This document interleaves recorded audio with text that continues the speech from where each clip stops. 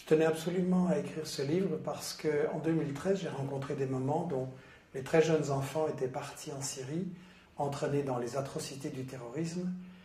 Et en juin 2013, j'ai proposé aux personnalités des 4 grands partis en Belgique de faire un débat sur le thème « Que pouvons-nous faire pour les empêcher de partir là-bas ?»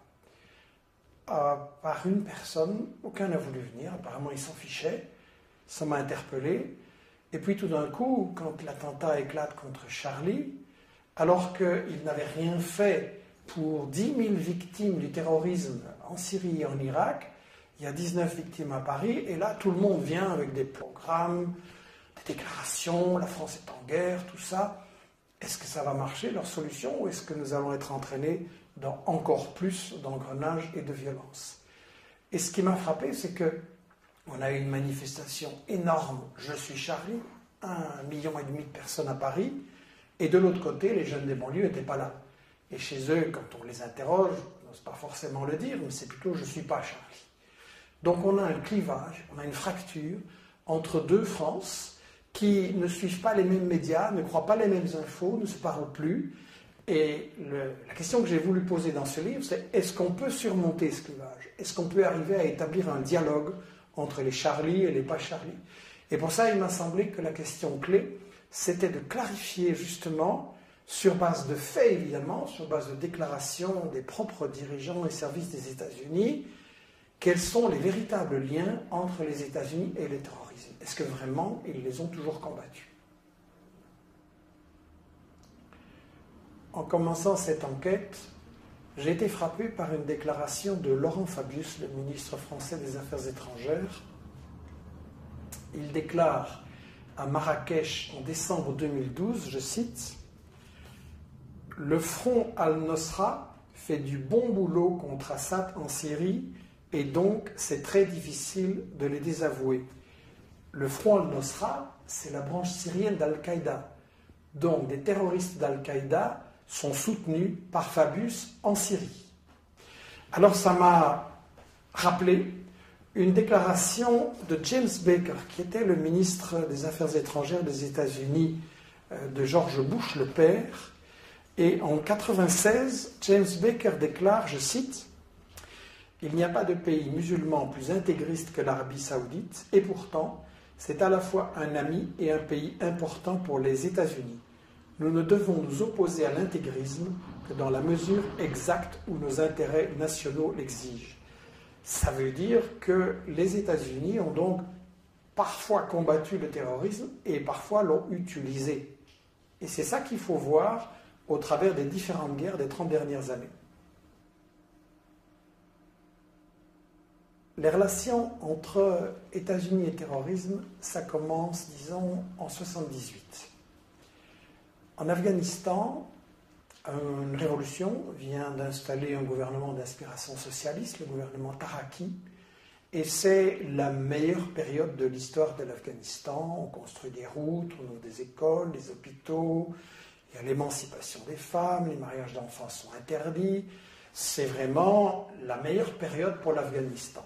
Ça, c'est intolérable pour les États-Unis qui veulent absolument contrôler cette zone stratégique au centre de l'Asie, d'autant plus que le gouvernement afghan nouveau est assez favorable à l'Union soviétique. Donc il faut absolument le renverser. Le problème pour les États-Unis, c'est qu'ils sortent de la guerre du Vietnam, qu'ils ont perdu lamentablement.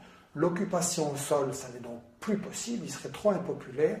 Et donc ils vont recourir à un autre stratagème, une guerre indirecte. Avec l'Arabie saoudite, ils vont recruter, financer, armer dans une opération secrète, la CIA, l'opération Ben Laden. Ils vont recruter 35 000 moudjahidines venus individuellement de 40 pays et ils vont former une armée de guérillas terroristes pour renverser ce gouvernement. S'il va y avoir des atrocités, ça va durer des années, ça ne va pas du tout être présenté comme ça dans les médias occidentaux, mais ça va être reconnu ouvertement par Brzezinski, qui était alors le responsable de la politique internationale du président Carter, et qui va reconnaître dans une interview au Nouvel Observateur en 1998 que oui, l'opération Ben Laden, c'est les États-Unis, que la mise en route, la mise en scène du terrorisme de Ben Laden, c'est les États-Unis et que le problème des islamistes, ils s'en fichent complètement.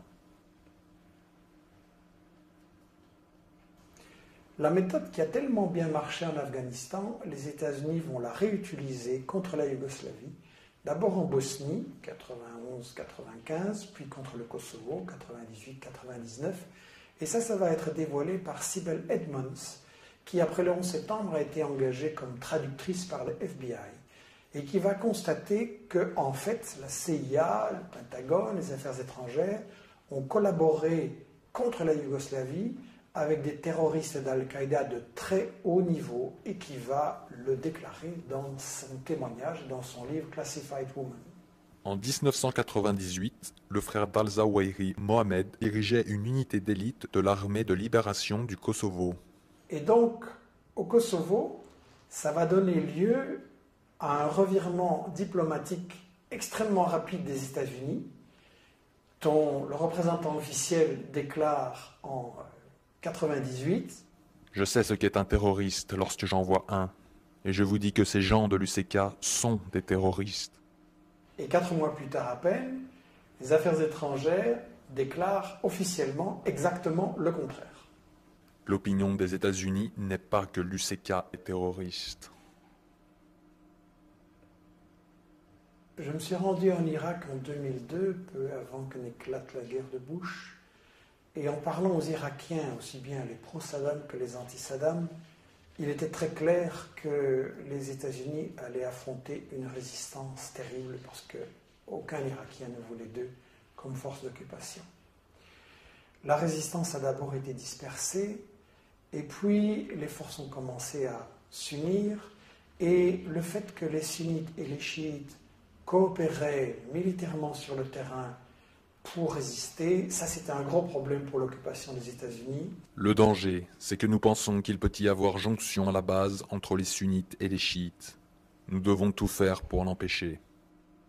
Alors pour s'en sortir, ils ont recouru à ce qu'on appelle l'option Salvador, c'est-à-dire une recette qui avait bien marché dans ce pays, la formation d'escadrons de la mort qui appliquent des recettes terroristes très violentes contre la population civile, pour créer un climat de terreur, et dans le cas de l'Irak, pour créer en fait une guerre de religion entre les sunnites et les chiites. La seule manière dont nous pouvons gagner, c'est de passer aux méthodes non conventionnelles. Nous devons terroriser les Irakiens et les forcer à se soumettre. En 2011, en Libye, pendant les bombardements de l'OTAN, je m'étais rendu compte que Kadhafi avait ses adversaires, ce n'était pas un modèle de démocratie, mais qu'il avait aussi un très fort soutien dans la population parce qu'il avait apporté aux Libyens un bien-être social exceptionnel. Donc malgré les médias mensonges de l'époque qui unissaient aussi bien l'OTAN, Al Jazeera, BHL et les médias occidentaux, malgré ces médias mensonges grossiers, le problème qui se posait à Obama, c'était comment briser le soutien d'une grande partie de la population pour renverser Kadhafi. Il ne voulait absolument pas débarquer ses troupes au sol. L'expérience de Bush en Irak, en Afghanistan avait montré que ça ne marchait pas. Donc il fallait trouver des troupes sur place. Il n'y en avait pas beaucoup. Les seuls qui existaient, c'était les terroristes libyens, la section libyenne d'Al-Qaïda. Et donc on a eu un renversement d'opinion absolument ahurissant, avec en 2007 des sources officielles des États-Unis qui déclarent que ce sont des terroristes. La région de Benghazi à Tobrouk représente une des plus grandes concentrations de terroristes au monde. Et puis en 2011, les sources officielles des États-Unis qui disent que non, ce n'est pas des terroristes, c'est des combattants pour la démocratie. Des douzaines d'anciens combattants du GICL participent aux efforts des rebelles visant à renverser Kadhafi. Ils le font à titre personnel, pas comme groupe constitué.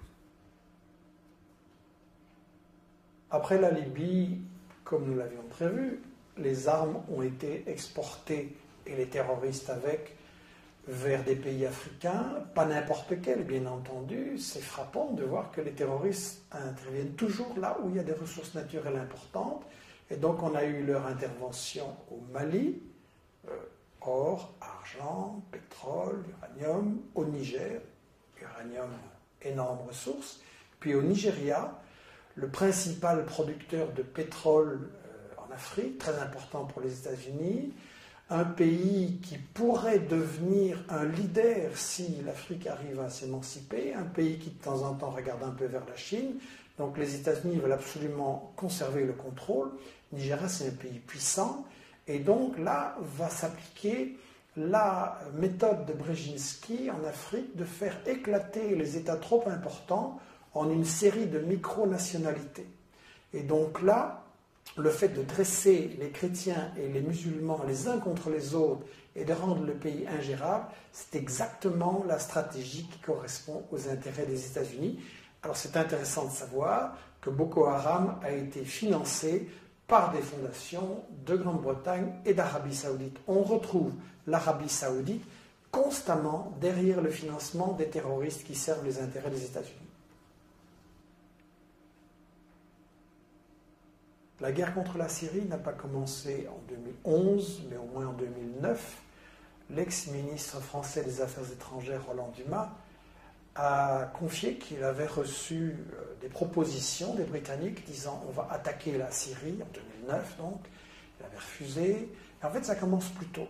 Dès 2007, ça se prépare au Liban, où Bandar Sultan, un grand ami de Bush, au point qu'il va être surnommé Bandar Bush, va financer des milices terroristes extrémistes au Liban d'abord et puis en Syrie. Et ça, c'est une opération où l'Arabie Saoudite sert d'intermédiaire pour une filière terroriste organisée par les États-Unis. Les acteurs clés sont les Saoudiens bien sûr et Bandar qui ont conclu une sorte d'accord privé avec la Maison-Blanche. L'idée est d'avoir un soutien financier de l'Arabie Saoudite pour soutenir divers groupes sunnites extrémistes du djihad. Je crois que l'information sur tout ça, c'est trop important et qu'il faut absolument éviter qu'on se laisse entraîner dans cette guerre de religion. D'un côté, on a cette version de l'islam complètement fanatique, rétrograde, violente, qui est développée par les meilleurs amis des États-Unis et de l'Europe, l'Arabie Saoudite et le Qatar. Et de l'autre côté, on a, très très préoccupant en Europe, cette montée de l'islamophobie qui justifie la division des couches travailleuses entre elles sur le plan social ici et sur le plan de toutes ces guerres qu'on prépare contre des pays arabes ou musulmans. Il est vraiment fondamental de rétablir un dialogue entre les Charlie et les pas Charlie. La véritable liberté d'expression, je pense, c'est de pouvoir parler ensemble et débattre sans tabou sur les intérêts cachés et les stratégies cachées de ceux qui prétendent dominer le monde.